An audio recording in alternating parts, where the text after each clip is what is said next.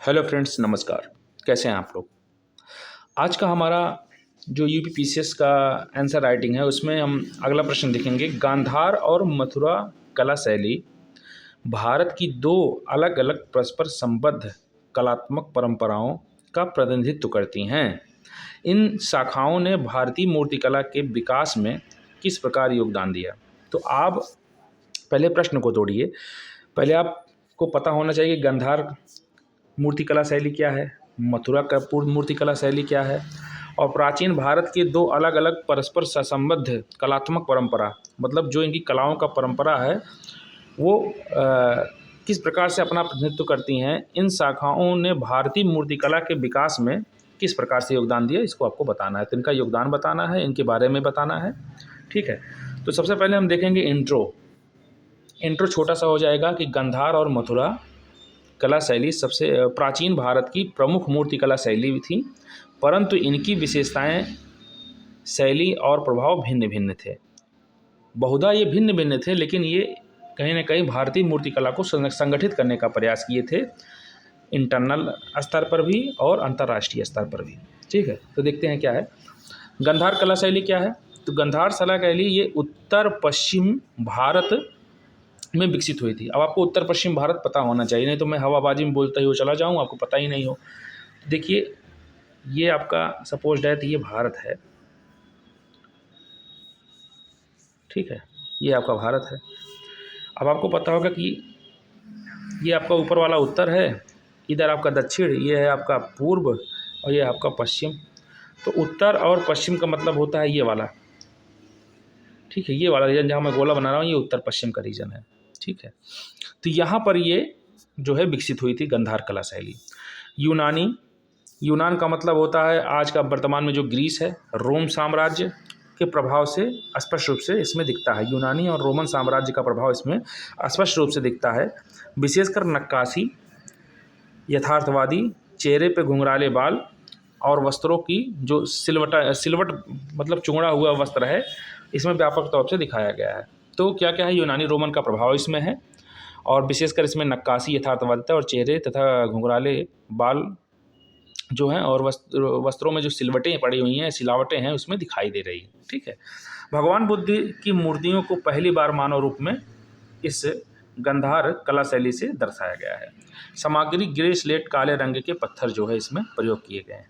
तो ये रहा आपका गांधार कला शैली। उसके बाद देखिए मथुरा कला शैली क्या है।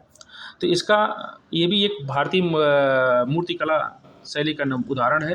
इसका प्रमुख केंद्र मथुरा में था, हमारे मथुरा वृंदावन जो भगवान श्री कृष्ण की नगरी है।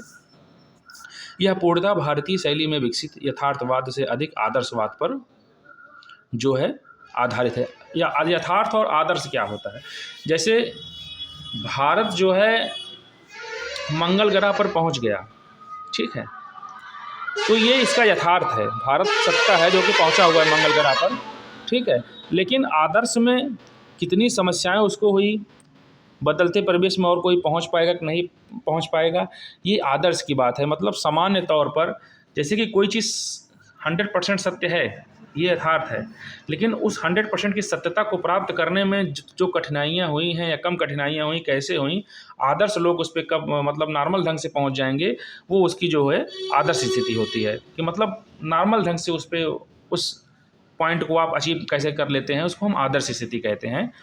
तो गांधार कला शैली जो है एक यथार्थवादिता का प्रतीक था, जबकि मथुरा कला शैली जो है आदर्शवादिता का प्रतीक था। यहाँ के बुद्ध अधिक सौम्य, मुस्कुराते हुए और आध्यात्मिक भाव से युक्त हैं। मतलब उनके मस्तिष्क पर एक चेतना दिखाई दे रही है, मुस्कुराते हुए और आध्यात्मिक भाव का चेतना है। ठीक है, उसके बाद तीर्थंकर और ब्राह्मणों, देवी देवताओं की मूर्तियाँ भी मथुरा कला शैली में बनी हैं।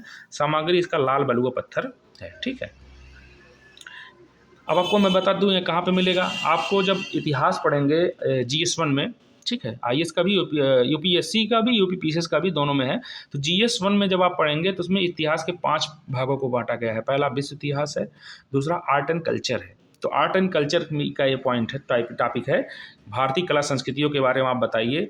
तो वहाँ पर मूर्ति कला पढ़ेंगे आप, उसके बाद शास्त्रीय संगीत का, नृत्य कला, ये सब चीज़ें पढ़ेंगे। तो वहाँ पर ये मूर्ति कला का, वास्तुकला में, मूर्ति कला में आपको इसको देखने को मिलेगा। ठीक है, तो उसके बाद फिर आपका एंशिएंट, मॉडर्न और मेडुअल हिस्ट्री, 5 पार्ट में हिस्ट्री बटी हुई है, आपको पता ही होगा। तो वहाँ पर ये इसका एक टॉपिक है आर्ट एंड कल्चर में। तो इन दोनों शैलियों में अब यहाँ पर लिखेंगे योगदान क्या है इसमें, तो बुद्ध मूर्ति कला की शुरुआत। इन दोनों शैलियों ने बुद्ध के मानव रूप को मूर्ति कला के रूप में प्रस्तुत किया। आपको पता होगा कि कनिष्क के दरबार में हीनयान और महायान जो है बौद्ध धर्म बटे हुए थे 2 भागों में। तो हीनयान शाखा जो हुई बुद्ध को भगवान की तरह नहीं, एक संत के रूप में पूजा करी, जबकि महायान शाखा उनको भगवान के रूप में मानती है। तो महायान शाखा ही जो है मूर्ति पूजा को लेकर के आगे बढ़ी है।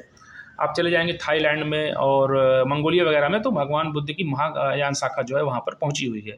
तो कहीं ना कहीं ये मूर्ति कला जो है भगवान बुद्ध को सबसे पहले जो है ईश्वर के रूप में, मूर्ति के रूप में प्रकटीकरण का सबसे बड़ा ये उदाहरण इनके द्वारा दिया गया था। ठीक है, पहले क्या था, पहले चरण चिन्ह थे, बोधि वृक्ष थे, उसकी पूजा होती थी। कहीं ना कहीं मूर्ति कला का विकास इन्हीं के समय में हुआ। धार्मिक प्रसार कैसे हुआ, तो इन मूर्तियों ने बौद्ध धर्म को आम जन के लिए अधिक सुलभ और आकर्षक बना दिया।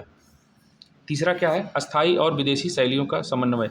गंधार और पश्चिमी प्रभाव को आत्मसात किया, जबकि मथुरा ने स्वदेशी प्रभाव को आत्मसात किया। मतलब पश्चिमी प्रभाव मतलब विदेशों से जुड़ करके गंधार कला शैली ने विकास किया और बुद्ध धर्म का, और प्लस जो इंटरनली है, जो हमारे देश की स्वयं की परंपरा है, स्वदेशी है, कहीं ना कहीं जो है मथुरा कला शैली ने इसका जो है एडॉप्टेशन किया, इसको स्वीकार किया, इसको आत्मसातीकरण किया। ठीक है, उसके बाद यहाँ पर देखेंगे, यहाँ आपका आ जाएगा निष्कर्ष। वस्तुतः यह कहा जा सकता है कि गंधार और मथुरा कला शैली यद्यपि भिन्न हैं, परंतु दोनों मिलकर भारतीय मूर्तिकला के समृद्ध किया, और इनका यह योगदान सांस्कृतिक बहुलता, सहिष्णुता का प्रतीक है। सहिष्णुता का मतलब क्या होता है, सर्वधर्म समभाव, दूसरे की बात को सुन करके हम उग्र न हों, उसकी बात को समझें, उसकी आलोचना को समझें, फिर हम अपना एक संतुलित निष्कर्ष सामान्य ढंग से दें। इसी को हम क्या कहते हैं, सहिष्णुता कहते हैं।